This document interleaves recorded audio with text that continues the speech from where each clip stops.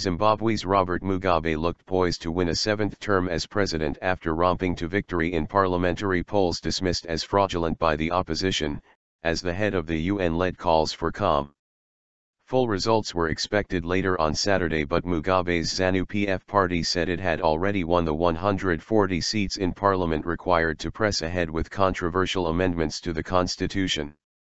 "We have already gone beyond two-thirds.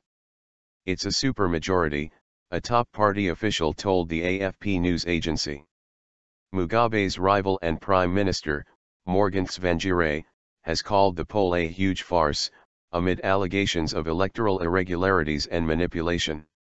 Tsvangirai's Movement for Democratic Change, MDC, said it could take to the streets to challenge the result if the 89-year-old leader and his party won the vote.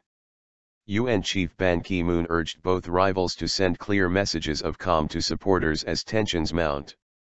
Ban hopes that the broadly calm and peaceful atmosphere of Election Day will prevail during the vote counting and throughout the completion of the electoral process, said his spokesman Martin Sirki. The influential 15-member Southern African Bloc SADC also implored all Zimbabweans to exercise restraint, patience and calm.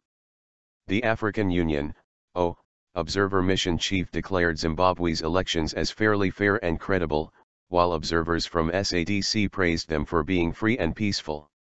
The O said it was reserving judgment on whether the elections were systematically flawed until details of the vote were clarified. SADC added that it was too early to declare the election fair.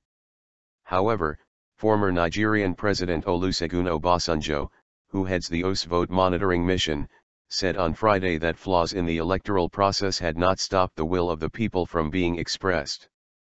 "We justified that by the process which led to the election itself, it was free," he said. Independent assessors had found a bias in Zimbabwe's media and said that 99.97% of rural voters were registered, while 67.94% of urban voters made it to the voters' roll. However, Obasanjo told Al Jazeera that the O had a team in Zimbabwe for the election campaign from June 15 and that it had found that anyone who wanted to register had registered. But the mission is asking election authorities in Zimbabwe to investigate reports that large numbers of eligible voters were turned away from polling stations. Tsvangirai said on Thursday that the election's credibility had been marred by administrative and legal violations.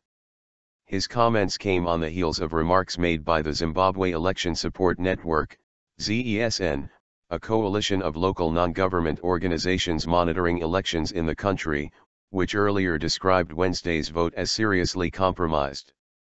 Up to 1 million voters were disenfranchised, Solomon Zwana, the chairman of ZESN, said on Thursday.